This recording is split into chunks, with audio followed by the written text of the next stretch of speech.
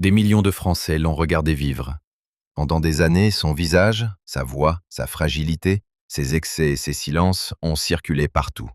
Et pourtant, au bout du chemin, il n'y a presque rien eu que l'immobilité d'un appartement niçois, une absence qui s'éternise et une fin survenue loin du vacarme qu'il avait fabriqué. Je suis terrorisé.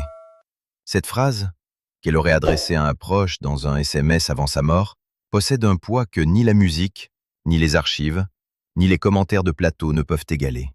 Un ami affirme l'avoir reçue, et tout à coup, l'histoire ne ressemble plus seulement à celle d'une ancienne star perdue, mais à celle d'une femme qui vivait peut-être déjà dans une prison invisible. Car parfois, une seule phrase suffit à faire basculer un destin dans une autre lumière. Elle pèse plus lourd que 25 ans d'images. Elle transforme un drame public en question intime, presque insoutenable.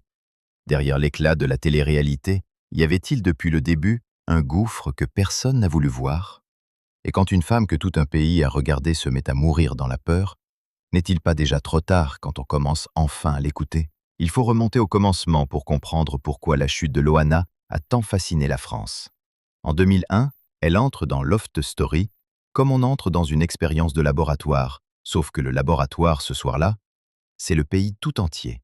Elle gagne l'émission, devient en quelques semaines la première grande icône de la télé-réalité française, celle par qui tout commence vraiment.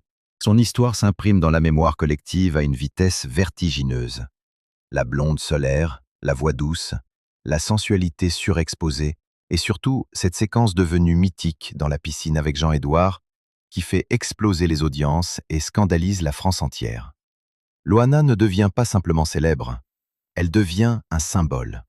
Pour certains commentateurs, elle incarnera plus tard la patiente zéro de la télé-réalité française, la première star d'un système qui allait transformer l'intimité en marchandise et la vulnérabilité en spectacle. Mais le problème avec les symboles, c'est qu'on les regarde comme des surfaces. On oublie qu'il y a une personne derrière. Et derrière Loana, il y avait bien davantage qu'un personnage télévisuel.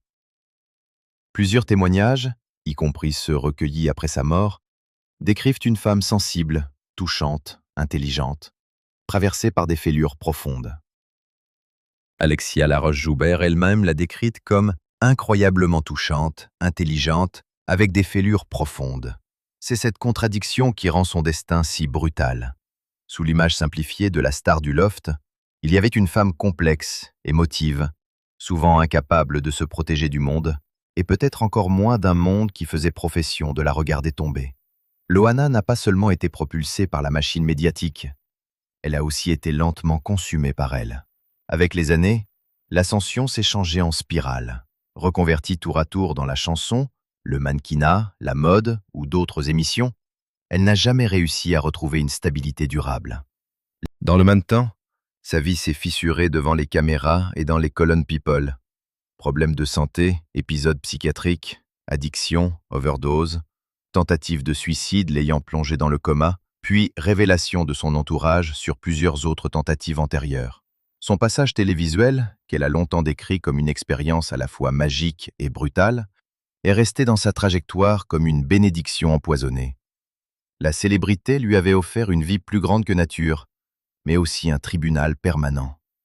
Jusqu'au bout, elle a raconté l'envers du décor, le fait que tout le monde croyait tout savoir d'elle, parfois mieux qu'elle-même. Et c'est là que l'histoire devient plus sombre encore. Car ce qui frappe dans les derniers mois de Loana, ce n'est pas seulement la déchéance d'une célébrité, c'est l'effacement progressif d'une présence humaine. Elle vivait à Nice, de plus en plus recluse, de moins en moins en contact avec le monde extérieur. La femme que la France avait connue sous les lumières des plateaux semblait s'être retirée dans une existence de survie, fragile financièrement, isolée affectivement, physiquement très affaiblie. Plusieurs médias évoquent des années de grandes difficultés financières, au point que des proches parlaient d'une situation devenue très précaire. Mais au-delà de l'argent, c'est surtout l'épuisement qui revient dans presque tous les récits. Une fatigue ancienne, une âme usée, un corps qui ne résistait plus à tout ce qu'il avait déjà traversé. On pourrait croire qu'à ce stade, tout s'explique par la solitude et la maladie. Ce serait plus simple. Trop simple peut-être. Car dans le dossier de ces derniers mois, apparaissent des fragments autrement plus inquiétants. Selon plusieurs révélations de presse relayant le témoignage d'un proche, Loana aurait envoyé, le 12 décembre, un message alarmant. « Des choses étranges se sont passées en mon absence dans mon appartement. Ça fait peur. » Elle aurait joint à ce SMS la photo d'un câble sectionné et aurait écrit être terrorisée. Voilà le mot qui change tout. Pas seulement inquiète, pas seulement confuse, terrorisée. Il n'est pas difficile d'imaginer ce que cela signifie lorsqu'on vit déjà dans un état de fragilité extrême. Rentrer chez soi et avoir l'impression que quelque chose a bougé, que quelqu'un est passé, qu'un détail vous observe depuis l'ombre. Et là, une question s'impose, sans réponse certaine. Était-ce le symptôme d'une conscience altérée par l'épuisement et les drogues, ou la trace réelle d'une intrusion, d'une emprise, d'un climat entretenu pour la faire vaciller davantage?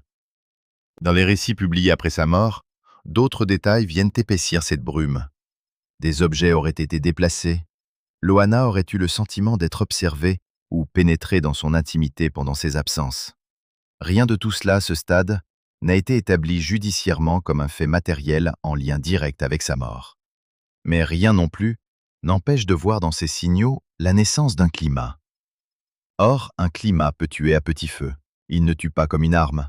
Il tue en usant les nerfs, en faisant perdre les repères, en installant la peur au cœur des gestes les plus ordinaires. Fermer une porte, revenir chez soi, regarder un câble coupé, se demander si l'on devient folle ou si l'on est réellement en danger.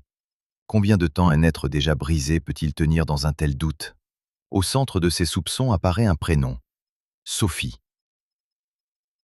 Il faut ici être d'une extrême prudence, parce que la justice n'a pas publiquement établi de responsabilité pénale de cette personne dans la mort de Loana. Mais des proches, cités par plusieurs médias, décrivent une relation devenue toxique, marquée par une forme d'emprise. L'ami destinataire des messages raconte s'être rendu à l'appartement de Loana et y avoir trouvé Sophie, présentée comme détentrice d'un double des clés. Il affirme également avoir vu un sachet contenant un grand nombre de comprimés d'ecstasy. Ces éléments, rapportés après coup, donnent au récit une tonalité de huis clos. Ils ne suffisent pas à prouver un crime. Ils dessinent en revanche l'image d'un entourage trouble autour d'une femme déjà très vulnérable.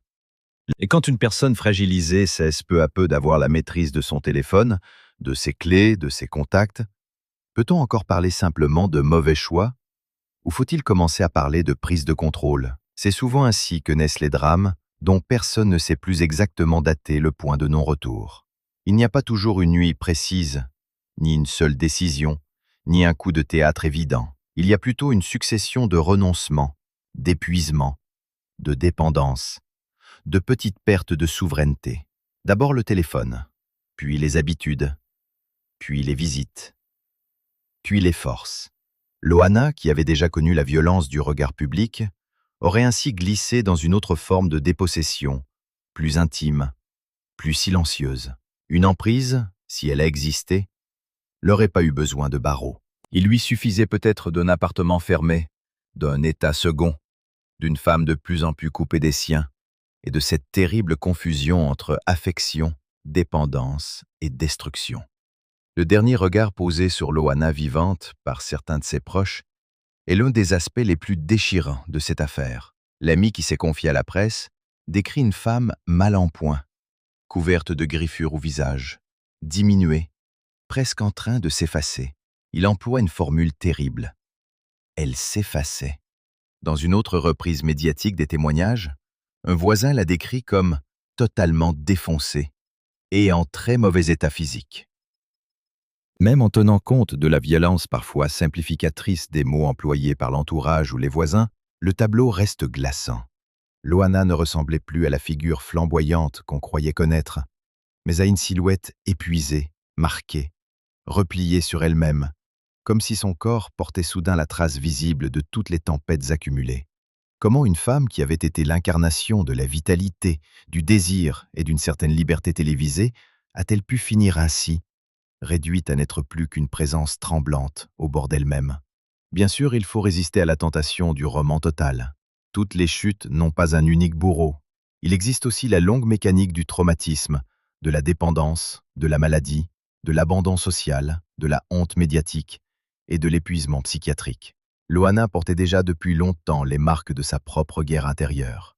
Sa vie publique avait été jalonnée d'appels à l'aide parfois spectaculaires, souvent mal compris, presque toujours commentés avec cruauté. Elle avait parlé de violence, traversé des hospitalisations, essuyé moqueries et incompréhension jusque dans ses moments les plus vulnérables. La France l'avait d'abord adorée pour sa spontanéité, puis observée dans ses débordements, puis parfois regardée chuter avec une fascination malsaine. Un auteur qui lui avait consacré un livre parle même d'une délectation à regarder sa chute. Et peut-être que le vrai scandale est là. Loana n'a pas seulement été abîmée par ses démons, elle a aussi été broyée par un système qui n'a jamais su faire autre chose de sa fragilité que du contenu. Le 25 mars 2026, la tragédie devient irréversible. À Nice, un voisin inquiet de ne plus la voir depuis plusieurs jours alerte les secours. Les pompiers découvrent son corps vers 18 heures dans son appartement, fermé à clé de l'intérieur, après être entré par une fenêtre. Le parquet de Nice ouvre une enquête en recherche des causes de la mort et précise alors que le décès remonte à plusieurs jours. Très vite, les premières constatations évoquent une plaie superficielle du cuir chevelu et des ecchymoses compatibles avec une chute. L'autopsie, communiquée quelques jours plus tard, exclut à ce stade l'intervention d'un tiers, ne relève ni fracture, ni trace de strangulation ou de saisie et indique que la cause exacte du décès reste indéterminée, possiblement d'origine médicale ou toxique. Voilà la ligne judiciaire publique, froide, nue, essentielle. Elle n'efface pas les interrogations sur son entourage, ni sur les semaines qui ont précédé le drame. Mais elle interdit, pour l'instant, de transformer les soupçons en certitudes. Et c'est peut-être ce qui rend cette fin encore plus angoissante. Parfois, il n'y a pas de preuve de meurtrier, seulement l'évidence d'une destruction. Alors, qu'est-ce qui a tué Loana? La question est plus vaste que le rapport d'autopsie, car une existence peut s'éteindre bien avant que le cœur s'arrête. Une femme peut être détruite par l'accumulation des humiliations, par les rechutes, par les dépendances, par les fréquentations nocives, par les traumas jamais refermés, par l'isolement, par cette sensation atroce de ne plus être un sujet, mais un spectacle. Loana était peut-être tombée physiquement, mais combien de fois était-elle déjà tombée symboliquement sous nos yeux? Combien de fois avait-on converti sa douleur en divertissement, son trouble en caricature, sa détresse en séquence virale? Il y a des morts qui commencent des années avant la date inscrite sur le faire-part. Et ce faire-part, justement, donne à la fin de Loana une gravité que sa vie médiatique n'avait presque jamais obtenue. Ses obsèques doivent se tenir le vendredi 10 avril 2026 à 11 heures à la cathédrale Sainte-Réparate de Nice. La cérémonie, selon les informations publiées dans la presse et relayées par un avis de décès, sera ouverte au public et aux fans. Plusieurs articles indiquent aussi qu'un thème floral a été choisi conformément aux souhaits de Loana et de sa famille, avant une crémation prévue dans l'intimité. Le contraste est saisissant. Une femme qui a passé sa vie à être regardée aura droit à un dernier adieu public, mais la part la plus intime de son départ, elle, se déroulera à huis clos, comme si, enfin, quelque chose d'elle pouvait échapper au regard. Il y a dans ce dernier hommage une ironie déchirante. Loana fut l'enfant sauvage d'une télévision qui promettait la proximité absolue, voir sans cesse, tout savoir, tout montrer. Et pourtant, à l'heure de sa mort, ce que nous découvrons surtout, c'est notre ignorance. Nous ne savons pas exactement ce qui s'est joué dans cet appartement.